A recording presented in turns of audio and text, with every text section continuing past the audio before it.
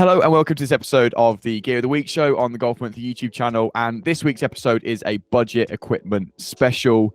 We love to look at high-tech products and the newest stuff most weeks, and we love talking about that. But we thought it's about time we chat about some of the best budget equipment we've tested over the last year or 2 years, and then have a debate about where we think amateur golfers should be spending or saving on their golf equipment. Look out for that, because I know we disagree on most of it, which will be fun. As always, joined by Joel Tadman, Neil Tappin. Joel, how are you? I'm very well. Good morning, Dan. Good morning, or good evening, or good afternoon, wherever you're watching. Neil Tappin, good morning. Hello, Dan. Hi. Excited? Very excited. Let's go. Let's talk about golf equipment on the cheaper end of the spectrum. But hang on, before we do that, should we start with a quiz question? Always. Unless you wanted to trail anything specifically we're going to discuss in this episode, Dan. No, I think I've tried enough. I think I've kept people right on the edge of their seat enough for us to go straight into the quiz question. Right. Because I think it's what most people turn up for anyway. I know this is what I turn up for mainly. Well, you turn up and then get very disappointed. Yeah, because I get it wrong. Well, I embarrassed myself last week, so I need to make up for it. Well, you've got great opportunity. So, great. Question is this. Many people will be familiar with Ping's approach to helping fit people out using their color coding system with their irons that enables them to find the right shaft length and lie angle for a particular player. So you might have a Ping set of irons that have a yellow dot or a red dot or a blue dot, etc. The question is, what is the blue dot? What is the what is the lie angle? Not the exact lie angle, but what does the blue dot mean? Well, as a former fitter of golf clubs, thank you for coming straight into my wheelhouse, Tappers. Joel, you look less key, or are you all over the pink colour charts? Oh, great question, by the way, Neil. I like this a lot. I disagree. This is the most ridiculous question I've ever heard. It's so niche. I'm not sure, so should I go first? Because it sounds like you've got a relative idea. Yeah, I think I know. Blue dot. But is a blue dot a slightly upright lie angle? That's just a You're going to have to be more specific than that. Oh, okay. Got a number on it. Yeah, because otherwise you're going to get buzzed out. 2 degrees upright. Dan? That's what I think it is, and I'd be really annoyed if Joel's guessed that correctly. However, I would like to caveat this. I'm sure the color coding chart has changed over the years. It has. And they rearranged the colors. I think the last time I looked at one a couple of years ago, I think it was 2 upright, because it was a very popular fit for most people, unsurprisingly. I think they went from 12 colours to 10, I think. Simplify the system. So I'm really sorry, both of you, but you're wrong. It's 1 degree upright. I was going to say that as well, but because I've got white, I'm a white colour, and I thought that was 1 degree upright. So maybe that's. See, I thought my irons are green, I think, and I thought I was 1 upright. So maybe we were close. We were in the right. We tried. You were close, but no cigar. But you didn't embarrass yourselves. Yeah, much less so than last week. Good question though, a niche one, but I like it. I like that a lot. Well done, Joel. Well, no, actually, no, Joel's first incorrect one. So write that down in the history books. Okay, let's talk about some budget equipment, chaps, because we do often talk about some quite expensive stuff, admittedly, but it is the high-tech, exciting stuff that we do love to talk about on the Gear of the Week show. But it is time we talk about some things that, especially with the cost of living crisis going on as it is, that people watching at home can find some value from. It's a really good product that isn't going to set them back too much. Before we get into this, and we're all going to go through a few products each before we have our debate at the end, should we quantify what value is? Because obviously sometimes, £200 for a driver seems a lot to somebody, but that is value within the market. So I think Tappers are going to be talking about, every time we mention a product, it's value within its space and what prices are in that area, right? Yeah, value within its market, bearing in mind what we think a premium product costs. So for instance, in the driver market, knowing that premium drivers are coming in north of $500, £500, what does more of a budget model look like within that space? Now, I'm not sure that $300 represents complete sort of like bargain value. I think that's probably mid-price. We're probably looking a little bit lower than that as an example. I think it's a good point because everyone will have their own idea about how much they want to spend on a product. So for a lot of people watching this, I suspect that top price that they want to spend on a driver might be 150 quid or something. In which case, what could you get for your money in that regard? So Go on, Joel. I would caveat this. I mean, I totally agree, and we should definitely focus on some less expensive brands because golf can be expensive if you invest in all the top brands that the tour players play. But you could argue that the value is determined by how useful a product is and how often you're going to use it. So, for example, I played with a guy yesterday. He's just bought the new Titleist driver for £529, so about $600, and he absolutely loves it, and it's like game changing for him. So for him, that actually represents good value because he's hitting more fairways, he's longer, he's enjoying the game more. So that actually represents decent value for him. And if you buy a jacket for £300 but you wear it every time you play, that also represents good value. So value means different things to different people. We're talking about budget products here, of course, not value for money. Because as you say, you can spend top whack on a putter, and if you hold more putts with it and it saves you a few shots every round, then that represents good value for money. It's finding that middle ground between what you both said there, I think, which is value being a value to a person of is it good for me, and budget being it's not too expensive. Let's try and find some products in that pinch point where they're not too expensive but they can really help you out. Let's do it. Who wants to go first? Neil. I'll go first. The Kirkland Ball's top of our list at the minute, and I think that's been a big product amongst a lot of golfers. I think it's a very popular review on our website that you wrote. How much are they actually for a dozen? I can't remember. And how would you describe their performance? Yeah, so they just over £20 in the UK per dozen. And I tested these earlier on in the year, and where I think it's a very, very good golf ball is around the greens in terms of like that spin control when you hit a nicely struck wedge shot, when you're chipping, when you're hitting bunker shots. The spin control is up there, and it's noticeable, and it's cool, and it gives you that confidence. And that's the bit I think with a golf ball where it's very visible for someone when you feel like you're getting that control in your short game. That's the scoring area of your bag. And I thought it performed really, really well. With the mid irons, it performed pretty well. It probably wasn't up there quite with the premium, but I can't remember what premium ball I tested it up against. Wasn't quite as strong as the premium ball I was testing, but it was pretty good. It was almost comparable. Where I suffered with it slightly was off the tee. Now I'm a faster swinger, club head speed with driver around about 112 miles per hour. So maybe that drop off in distance I found off the tee was more for me than it might be for other people. And this is where everyone needs to make their own individual choice, because for some people, they wouldn't want to countenance not having a golf ball that gives them the best possible yardage that they can get off the tee, whereas other people will want something that gives them really, really good control around the greens. And maybe this is a product that they can invest in that isn't as expensive, that gives them kind of what they're looking for in the area of the bag that they want the most. All I'll say is I think it's a good product at a good price, and if you're tempted, then it's not going to cost you a fortune to buy I think a dozen. I think it's a dozen is about £20, just to give them a test and see what you think. And I think golf balls is a really popular place where people do want to save a bit of money, because it's the one piece of golf equipment, unless you're incredibly angry, that you might cart into a lake or into some trees and never see again. So you don't want to start spending loads and loads of money on golf balls to just see them get lost. So I think that's a really good place to start. Joel, it comes to you next, because a part of the bag or an accessory in a rangefinder, I think is something that all golfers of all abilities with all budgets can benefit from. That's that kind of information gathering on the course is really important. However, the best ones do come with quite a price tag on them. So which ones out of the ones you've tested hit that pinch point between features and usability, but not costing an arm and a leg? Yeah, there's a couple that really stand out in that kind of budget laser rangefinder category, and that would be the Golf Buddy Laser Light and the Decathlon Anisis Golf 900. They're both around about £125, so probably about $150. And they have got a lot of features for the price. They've got a slope, they've got different modes, they're very easy to use. And it was interesting, I played yesterday and it was quite foggy. And my Bushnell, which costs probably more than double that, was not picking out any distances, whereas my friend who had the Anisis Golf 900 was getting the yardages every time. Wow. So, yeah, that was like there's a good bit of product testing, Yeah, it was really frustrating, actually. So, there's really good value to be had. There's a lot of product out there, especially on Amazon, cheap rangefinders. You can get some for under $100. Obviously, we can't validate exactly how good they are or how reliable they are, how durable they are, etc. But but there are some good options there. So brands like Milesy and a few others. But Golf Buddy and the Anesis Golf 900 are two really reliable feature-packed options that don't cost a lot of money.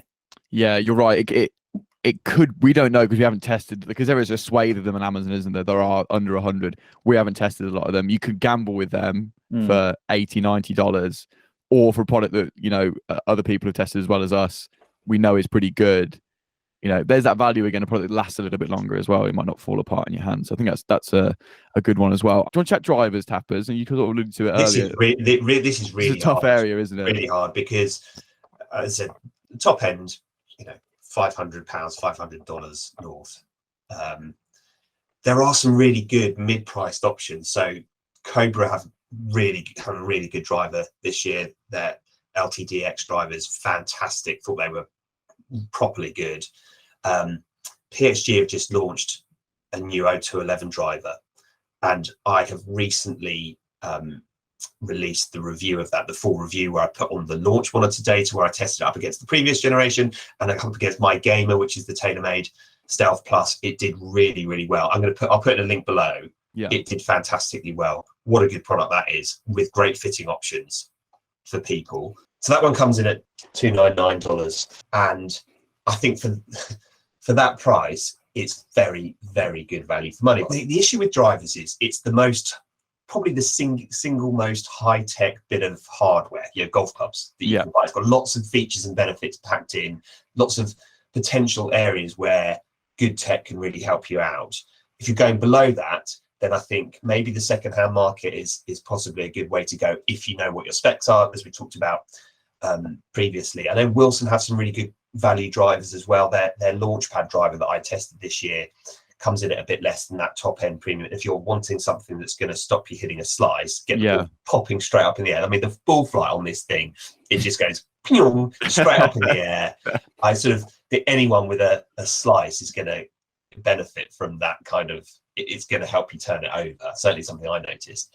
So there are really good options. Whether or not there's anything new from any of the sort of top brands that is cheap enough to be described as budget. Yeah, it's all within this category. But I think that's a really good bit of analysis, that you've got Cobra as a big brand making a top driver that is a bit cheaper than the main ones. You then got PXG making a similarly good driver, and it feels like if you want a recognized brand fitting high quality, that's your sort of limit, and then you go into the second-hand market. Would you agree with that, Joel? Just give a shout out to Tour Edge as well. Oh, Tour Edge, yes, well said.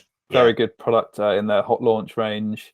Again, coming in around that $250 price point, and from our testing, it's been comparable with a lot of the premium drivers. So that's another option to think about. Yeah, excellent. And that is a lot of money for some people for sure, but in that space for performance and value, I think that those kind of products come in there nicely. I mean, we've already spoke about these, Joel, on I think the first ever episode of the Gear of the Week show, the Ram FX77 irons. These are kind of immense. These feel game changing to me. Yeah, I think because the price is so ridiculously low, it's like £300, so just slightly more than that in dollars. For the performance and the feel and the looks that they come with, I just thought represented ridiculous value for money, to be honest. And irons is a funny one when you're buying secondhand. They're one of the most expensive purchases golfers can make. Right, you're normally over £1,000 for a premium set, so it's worth looking into options that don't cost that. And the Ram is a good option. There are some other options out there that are a bit less, but I think when you're buying secondhand, you've got to be really careful on shaft and lie angle and things like that to really get a spec that's right for you. So secondhand is a bit of a conundrum, but the Ram FX 779s were definitely one of the best value sets I've tried recently. And the McGregor V-Foil wide lob wedge. This is a cool product, and it is really cheap. And I think, if you haven't got a full 14 clubs, and you're looking for something again in that scoring area of the bag, this is something that could suit a heck of a lot of people, I think. It's so good. So this is a really wide-soled lob wedge. It's 64 degrees, and it's designed for golfers that struggle with chipping, essentially. It's really forgiving with that wide sole, and it just pops the ball up so easily. Great out of bunkers. If you struggle with chipping, especially in the wet conditions that we're in now, you tend to fat a lot of your chip shots. Yeah. This is going to get you out of trouble. And it's not even for golfers looking to save money. It's for any golfer that's struggling around the greens, struggling to get a consistent strike. But I think this wedge costs around £50. Would thoroughly recommend. I know that I've tried it, you've tried it, Yeah. our tester tried it, and we were blown away about how easy it was to use. So definitely one to consider. I small caveat. I did think I say this was impossible to blade, and then bladed it, or fatted it, or one or the other. But it is a fascinating wedge. Well worth trying. Well said, Joel. Wrap up this section, Tappers, for us with an interesting section in package sets, because this will be for people probably starting the game for the first time or have been reintroduced to the game after being away for a while.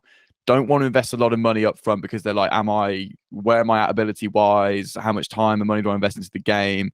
And there are a lot of package sets. You can get a bit lost in the murk of it. So what ones have you tested out that you feel find that space between value and, longevity as well? Like a product that will last you a while as well, like, building to that value.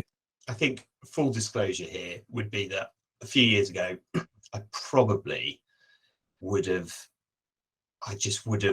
advised people against going for a package set based on nothing. To be honest with you, based on nothing, just my own. Was that your package set preconception? I think a lot of people do have, yeah. And then I became the package set, one of some people testing package sets for Golf Monthly. And now I've tested a lot, and now I think there's a really, really good option. I've tested loads. Yeah, you have. There've been a lot this year you've gone through, to be fair. And there's some really good ones out there that they're never going to, there's always going to be an area of the bag where you feel like there's a bit of a compromise. Either like the look of the putter might not be quite to your satisfaction, or the driver might look a little bit cheaper than you'd ideally want.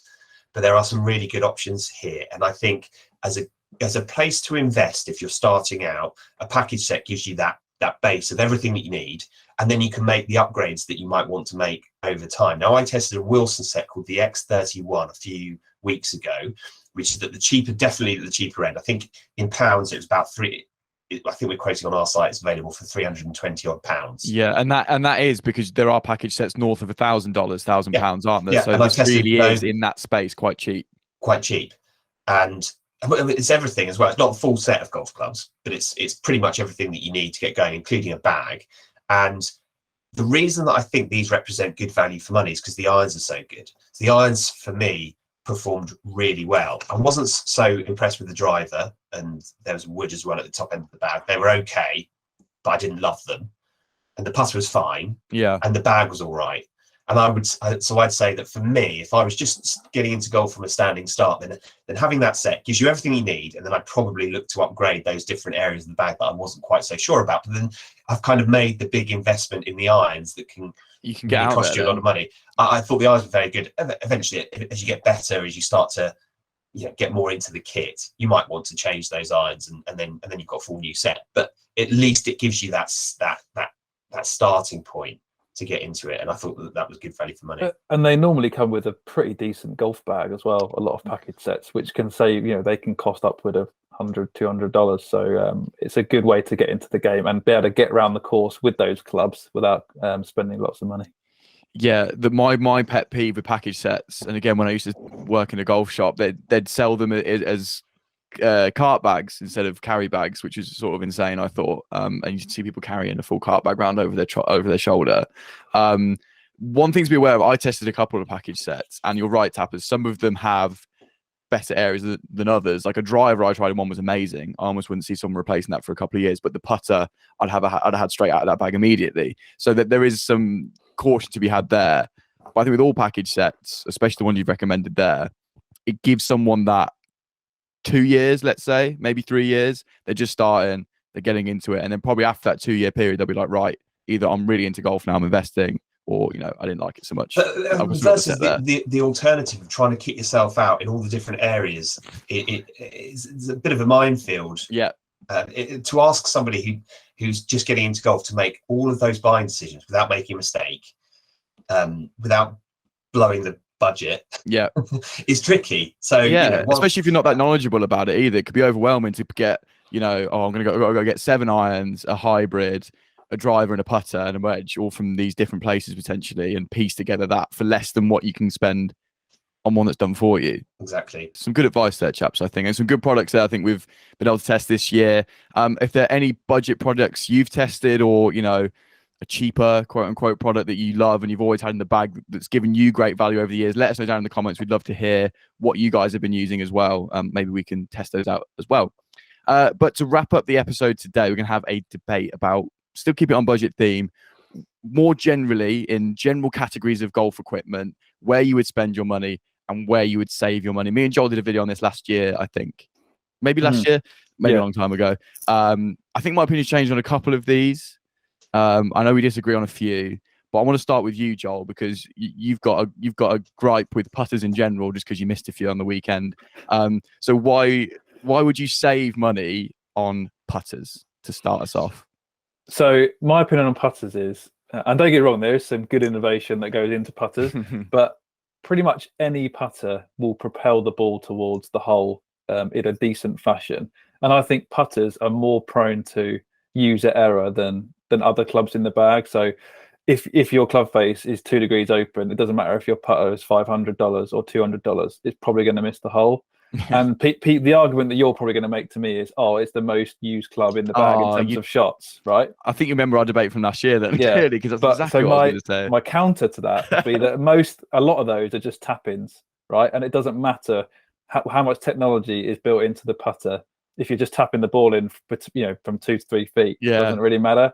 So for me, I think this is definitely an area where golfers can save. I think there are some very forgiving, stable putters that don't cost a lot of money. So 100%, this is an easy decision for me. Putters, save your money.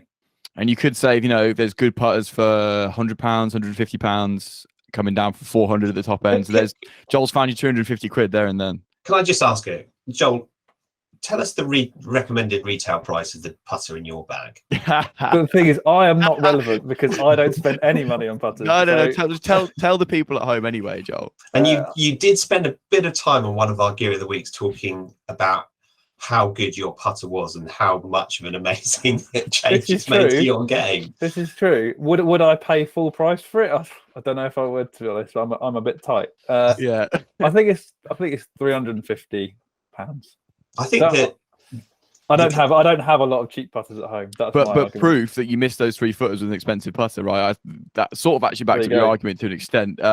Neil, where would you go on this debate? I think the counter argument I would make would be, alongside the you hit a lot of shots with a putter every round, would be that if you could just get 5% better at putting, your handicap would come down very, very quickly, because it's all happening the closest to the hole of any club in the bag. And also that a putter probably stays in the bag long, especially if you get one that you love. That could be a lifetime purchase. That I know some people with putters they've had for decades. Yeah, so if you look at ROI on rounds of golf played and you had it in the bag for at least 5 years, let's say, because you really invested in it, then maybe that ROI is better. I'd say you're more likely to improve in putting by practicing more or improving your technique than you are by changing putter. And don't get me wrong, changing putter can instill a new sense of confidence. If you've not been putting well, I've got a new putter in the bag, and then suddenly you putt amazing. But once that kind of novelty or that feeling wears off, I think you're still going to be found out if your technique is flawed or you don't practice enough. So I would say those are quicker ways to improve than just simply changing putters, and especially spending a lot of money on one. It's an interesting one. My opinion's moving slightly on that. I've sold you on it. You might I've converted you. Give me 10 minutes. Let me think about it. Let's move to the other end of the bag, shall we? Then with drivers. This is an area where I would save money. I can't remember if I said this last year or not. I should look at the video. I didn't.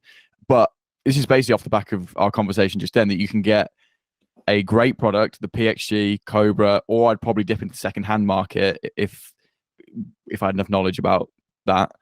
And I'd spend £200, £250 at most on a driver, I think, if I was to buy one now.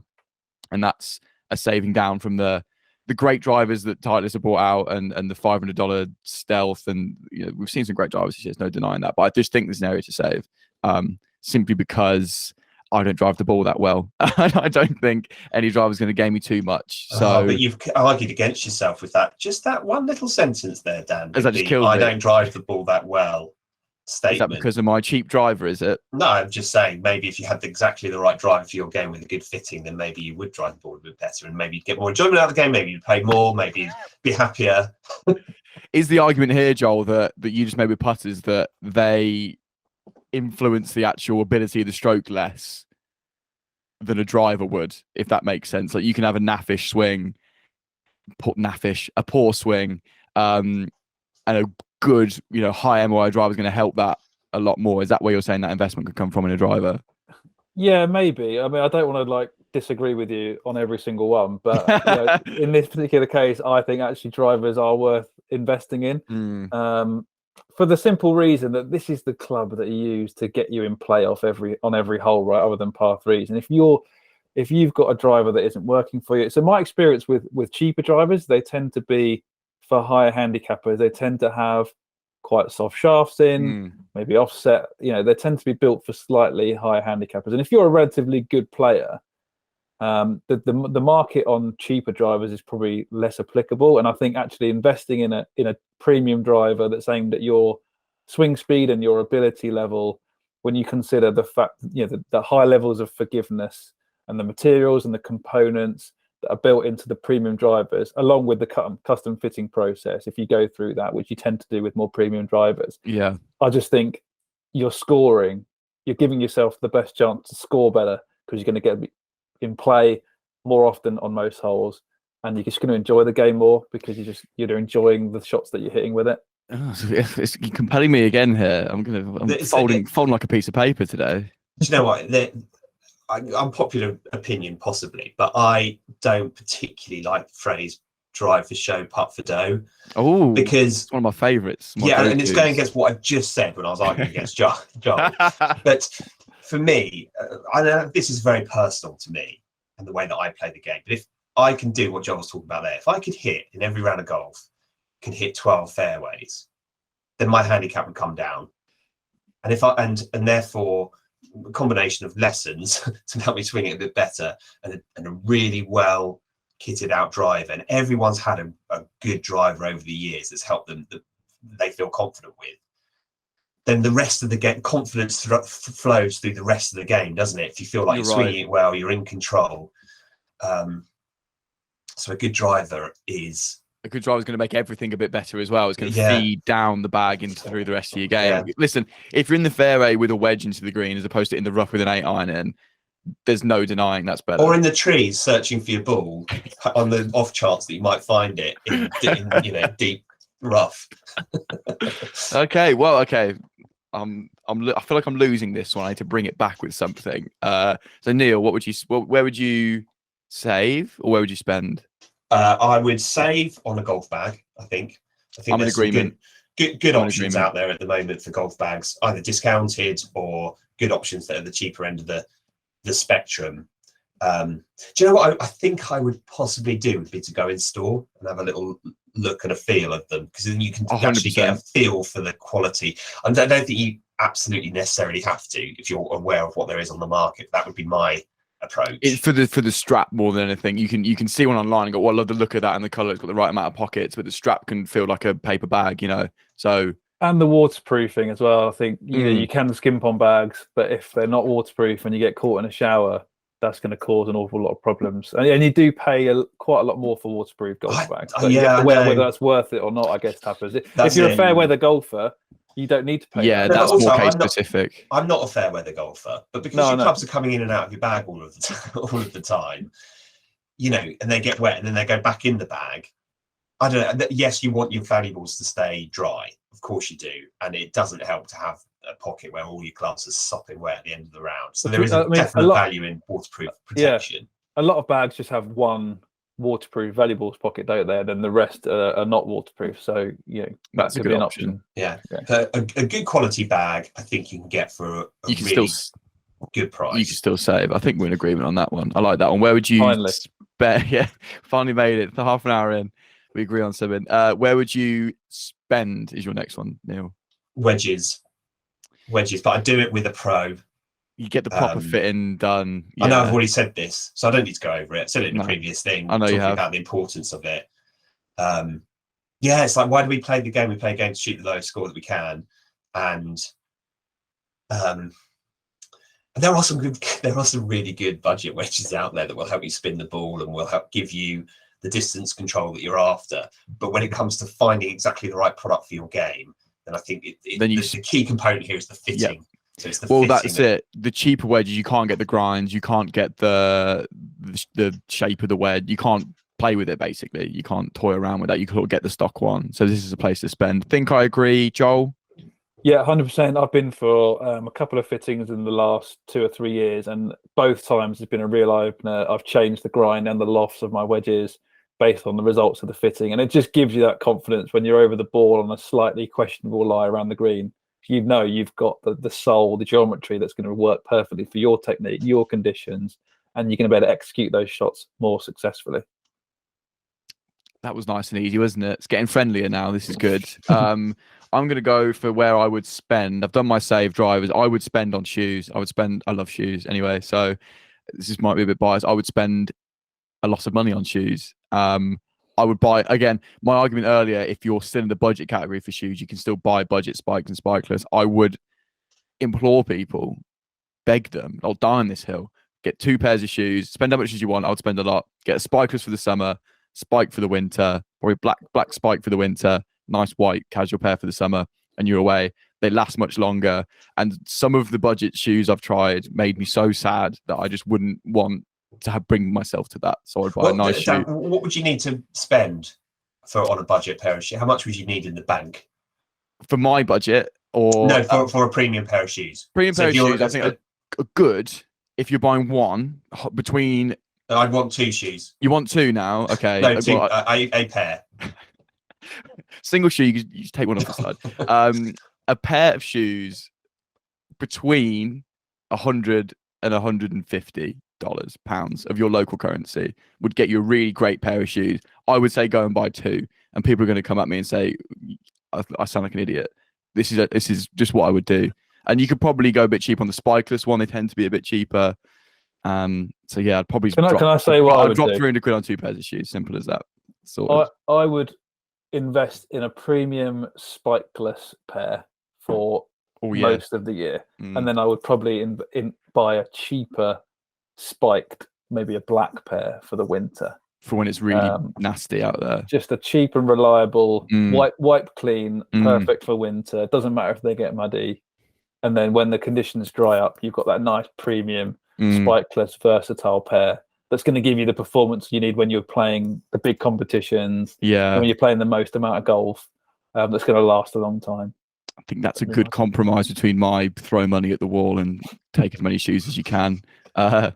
Neil, 2 pair. Yeah, the 2 pair argument I think is a real one. I think a lot of people. I think it's a false economy actually not to do that, because I think you're only going to end up ruining a pair of shoes playing in dreadful weather. So the argument again for what Joel just said is that a good quality spiked pair of shoes that is designed to be worn in all weather conditions will last a bit longer. Yeah. You know? If you was to wear them all year round instead, if you went to go 1 pair and went spiked, is that what you're saying? No, I would go for 2 pairs. Probably 2 pairs and probably invest. I don't know. There are some good cheaper options. I'm not saying with all of them. If you want to save money in any categories, you can, and there are really good options. We are nitpicking. We're epically. Not really helping people save money. We're trying to give people the answers, Tappers.